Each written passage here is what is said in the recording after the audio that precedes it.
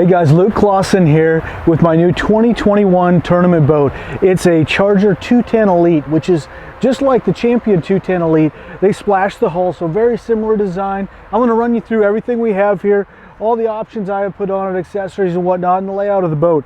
To start with, easy loader trailer, awesome trailers, a cool step. I've never had one of these before. Actually really handy getting in and out of the boat, especially at ramps that are a little bit flat. You're getting your feet wet. On the front of the boat, I have a Motor Guide Tour Pro, 109-pound thrust, 45-inch shaft. Really an awesome motor. Has an anchor feature. All the features of the newest trolling motors out there. A cool deal. Moving up here, Bass Boat Technologies mounts. These are the most solid mounts in the industry, in my opinion. Really awesome mounts for mounting foregraphs, as a lot of us do. We end up with more and more technology. So we have, of course, a active target transducer, a 3-in-1 transducer. So not only do I have forward imaging, I have side, down, and 2D on the front here, my trolling motor. Of course, we have two graphs because we need that to see everything that's on there. Lowrance HDS 12 lives. So again, big screens, big graphs, a lot of stuff we're looking at. There's a lot of information coming to us anymore with all the transducers and technology that's out there. Moving forward here, cool instrument panel on the front. It's the same as you'll see in the back. Trim switch, accessory, nav anchor, interior light system. Throughout the boat there's also lights placed, deck lights. You'll see here at the rod straps there's deck lights also. So there's a lot of lighting in the boat, and I'll show you that in the compartments there's actually interior lighting also. So when you open a compartment, the light comes on, there's a switch, it's going to light up. Recessed cleats, really cool thing. Seeing that on a lot more boats now. We used to always deal with the cleats, breaking rods, tangling line, whatnot. Moving back here, sea deck in the floor. Really cool deal. We'll look at that inside again. Your feet don't get wet when the carpet's all wet. And we'll go to the inside here in a minute, but I'll walk you around the back. We have two 8-foot blades, power pole blades, still the best shallow water anchor out there, most reliable, best customer service. Something we ran for years, of course, started with one. Now everybody, including myself, has two to hold your boat, drift paddles, etc. that you put on them. A Bob's 10-inch hydraulic jack plate. Really crucial for what we're doing, getting on plane in shallow water, getting the maximum amount of speed out of your boat. A hydraulic plate, hugely important. Bob's is the fastest out there. The speed of the plate, it just goes up and down super quick, so I can get up in about 1.5 feet of water, get back where my prop's catching, and gain speed really quick to get off of flats. The boat itself, a recessed charge plug, so we don't have anything that we don't have to worry about a cord, opening a compartment. It's recessed. All you do is stick your cord end in there and you're charging again. Live well pump outs we see on a lot of boats. Pro XS, a 250, super strong motor. You know, it's kind of the norm anymore in bass boats, that 250. We're seeing a few 300s, you still see a few 200s, but that 250 Pro XS, super strong motor. It sounds really cool too. 24 Tempest 4 or 24 Fury 4-blade prop, a prop that I probably could get an extra mile or two an hour out of this boat. But that prop, getting on plane, the amount of control you have, it's really the difference between 2- and 4-wheel drive in the water. There's just a lot more grip there. Control your boat a lot better over waves, making turns, getting on pad. A lot of benefits to that. The downfall with a boat like this, I could get a little bit more speed. For me, it's worth the trade-offs of running that 4-blade though. Let's walk around the other side here and see what else we have. It's extremely accurate with the 0.1 transducer, or antenna rather. So it's an external GPS antenna, going to make it a lot more accurate. So you're going to stay in one spot or know exactly where that spot is a lot more precisely. Again, Lowrance HDS 12s, a Bass Boat Technologies mount. So again, the last two of my 4 graphs. And I think that's pretty much it for the outside. Let's move to the inside and see what we got in there. All right, so we're on the inside of the boat here, up on the front deck. Super comfy front deck, so it's padded throughout. See a lot of boats that's just padded in the very front. The deck is padded throughout, really easy on your feet, back, everything. You know, we spend a lot of 12-hour days in the boat or longer, and just that little bit of padding, it makes it a lot easier on your body standing for that long. Talked about the graphs, the Bass Boat Technologies mounts. You know, power pull buttons are something that we've been running for a few years now. Those buttons make it a lot easier. Your up down's a lot bigger, it's a lot quicker, more efficient.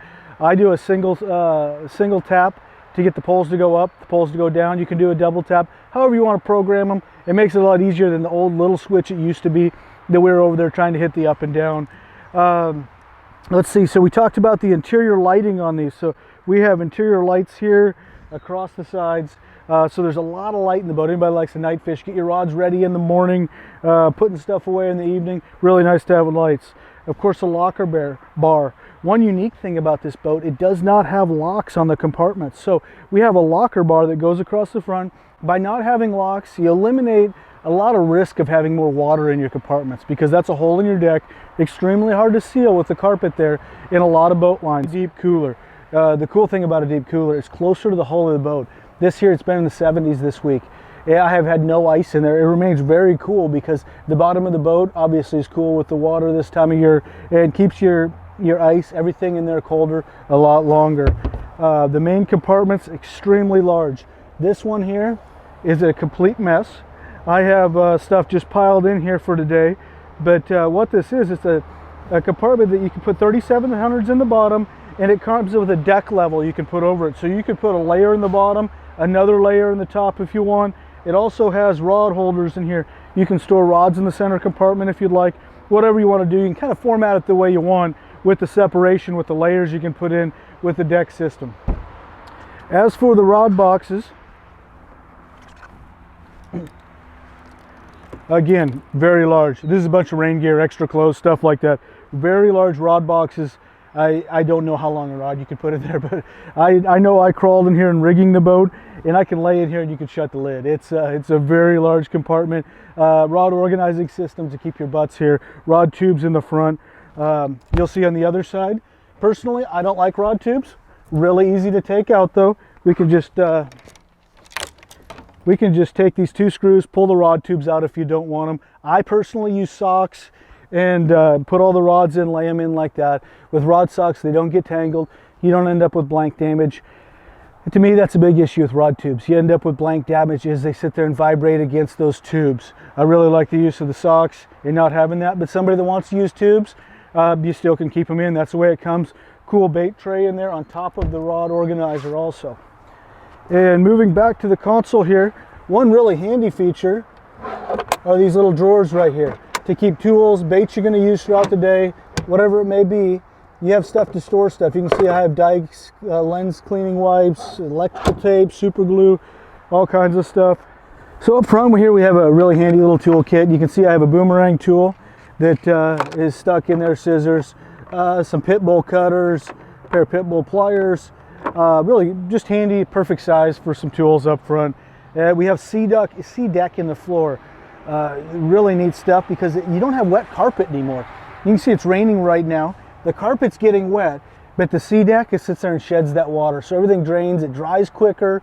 It's not this mess of wet carpet and water in the bottom of the boat. Jockey box on the side for the passenger rod compartment, a couple different handles. So there's a handle down below and a side handle for the passenger. All right, so we're in the back of the boat. One of the most important things for guys who are fishing tournaments are the live wells. They have a really deep live well system, which protects fish. We see a lot of smallmouth tournaments. Fish get injured because they slosh up and down in a live well in rough water, hit the lids, beat around in there. Here, it's a really deep column, so they have a lot of room. That water's not slamming that fish up and down. Really deep live well system, pump outs, lighted live wells, oxygenator, pretty much everything you can put in a live well there. So dual live wells, big compartments here in the back. Really deep compartments with a lot of room. Of course, the lighted switches again, so the lights are coming on every time you open the compartment. Really neat feature. The console has a very unique keypad system. It's one of the cleanest keypad systems I've seen. It actually has two different keys, one to start your engine and a key for power too. So you're going to have a secondary key for power, and you'll also have an ignition key. So in the back here we have one thing I get asked about all the time. What is this gray circle on the back deck? That's called a stat unit mount. So it's a mount. In Major League Fishing we have a big device that sits back here, and it collects signal from all the different antennas, combines it into stronger strength, so they have the ability to stream video, have service all the time. Anyway, that's what holds the giant box that sits back here while we're fishing the event. Opening the compartment, huge spacious area back here. that has a lot of room. You could put a lot more stuff. You can see I have 3 Group 31 trolling motor batteries, a Group 31 cranking battery, but I could fit probably 5 more if I wanted to. Of course, my power pole pumps. The power pole charge, this thing right here has saved the day so many times. The power pole charge transfers power back and forth, has a jump start feature, but it also, throughout the course of the day, is going to take power from your cranking battery, slowly trickle it back into your trolling motor battery. So every time you run that big engine, it's putting more charge to that cranking battery. It keeps filling up your batteries. I would say in an average day, my boat probably takes an hour and a half to charge fully overnight, because it's charging throughout the day. It's very efficient use of the power that you have here. Very smart charger. You can operate it all on your phone. There's an app, the Sea Monster app, so you can operate it there. I can sit there and switch it over to jump start without opening the compartment, start the engine. I can transfer power from my trolling motor batteries to my cranking battery, vice versa. I can see what my power levels are, know if there's any indications that something's wrong with my battery at any point. I just look at my Sea Monster app on my phone, and you could also wire it to your graphs and see the same information. So that's most of the boat that you've seen. I encourage you to ask any questions if you guys have any questions about the boat. The ride on this boat is really awesome. The rough water capability of this boat rather is incredible. Everybody knows the reputation of a Champion 210. That's the high point of it. This is one of the fastest boats out here, but one of the best in the rough water too.